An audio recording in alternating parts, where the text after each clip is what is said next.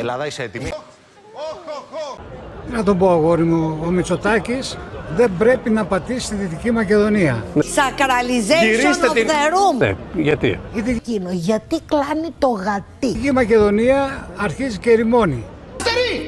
Αριστερή! Έχουν κλείσει όλες οι ηλεκτρικές μονάδες. Τέλος του έτους θέλει να κλείσει την πιο σύγχρονη μονάδα που έχει γίνει στην Ευρώπη, την 5 στην Πτολεμαΐδα. Θέλει να κλείσει τη μονάδα που δίνει τηλεθέρμανση στην Κοζάνη. Ντελούλου. Δεν στο λάλουν. Πέρα βρέχει και στην Καραμανιά σιωνίζει.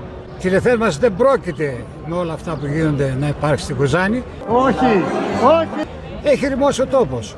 Η ανεργία στους νέους στο νομό μας. Ψεύτης, υποκριτής, μασοχιστής, αντιπρόσωπος και υποκριτής. Αντιπρόσωπο.